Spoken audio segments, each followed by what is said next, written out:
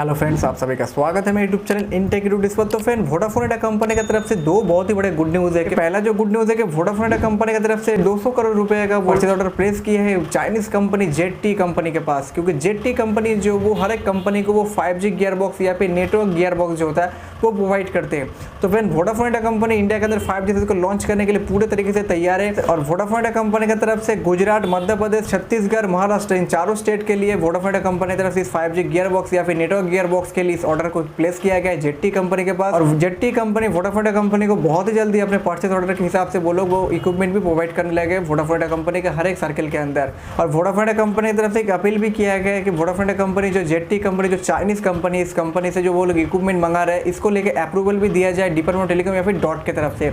तो फिर अभी वोडाफोन इंडिया कंपनी इंडिया के अंदर 5G को लॉन्च करने के लिए पूरे तरीके से तैयार है। और वोडाफोन इंडिया कंपनी की तरफ से बहुत सारे ऐसे स्टेट या फिर सर्कल है जहाँ पे VI 5G आपको नेटवर्क के अंदर देखने को मिलेगा अगर आप एलिजिबल लोकेशन के अंदर रहते हैं और VI का सिम कार्ड अगर आपके पास है। लेकिन VI कंपनी की तरफ से अभी भी ऑफिशियल तरीके से 5G को लॉन्च नहीं किया गया है। VI कंपनी के एडिशनल डायरेक्टर कुमार मंगलम बिरला की तरफ से बताया गया है कि VI कंपनी बहुत जल्दी इंडिया के अंदर 5G सर्विस को लॉन्च करने वाला है। आप सभी को पता होगा VI कंपनी की तरफ से 5G स्पेक्ट्रम के ऊपर 18,000 करोड़ का उसमें बीट किया गया था, जिसमें कि VI कंपनी की तरफ से 5G स्पेक्ट्रम या फिर 5G बैंड खरीदा गया था।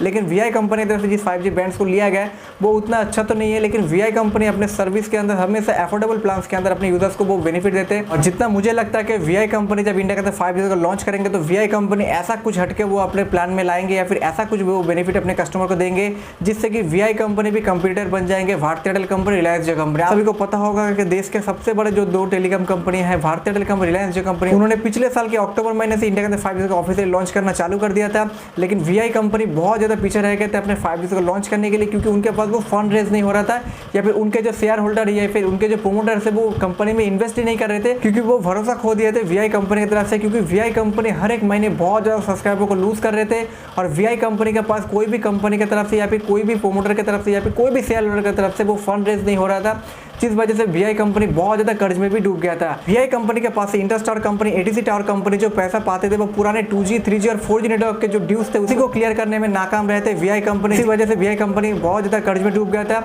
और जिस वजह से VI कंपनी नाकाम रहे थे इंडिया के अंदर 5G को लॉन्च करने के लिए। लेकिन अभी VI कंपनी पूरे तरीके से तैयार है इंडिया के अंदर 5G सर्विस को लॉन्च करने के लिए। इसी तरह से VI कंपनी की तरफ से जेटी कंपनी जो टेलीकॉम गियर बॉक्स कंपनी है उस चाइनीज कंपनी को ऑर्डर प्लेस किया गया 200 करोड़ का। और इसके बाद जो दूसरा गुड न्यूज़ है वोडाफोन इंडिया कंपनी की तरफ से वो है कि कुमार मंगलम बिरला फिर से वोडाफोन इंडिया कंपनी के साथ जुड़ गए। मतलब Aditya Birla group of company के जो मेन प्रवक्ता थे वो कंपनी को छोड़ दिए थे 2021 में। लगभग 20 महीने बाद फिर से वो रिज्वाइन कर रहे हैं वोडाफोन इंडिया कंपनी को। वोडाफोन इंडिया कंपनी के साथ नॉन एग्जीक्यूटिव एडिशनल डायरेक्टर के रूप में जुड़ेंगे कुमार मंगलम बिरला। आप सभी को पता है कि वोडाफोन इंडिया कंपनी के साथ जब कुमार मंगलम बिरला का नाम जुड़ा हुआ था तो वोडाफोन इंडिया कंपनी किस तरीके के साथ आगे बढ़ रहा था। उस समय वोडाफोन इंडिया कंपनी सच में कंपटीटर थे भारतीय एयरटेल, रिलायंस जियो कंपनी के साथ। लेकिन वोडाफोन इंडिया कंपनी को छोड़ दिए थे 2021 में कुमार मंगलम बिरला, कुछ उनके पर्सनल रीजन की वजह से। लेकिन कुमार मंगलम बिरला फिर से रिज्वाइन कर लिए वोडाफोन इंडिया कंपनी के एडिशनल डायरेक्टर के रूप में।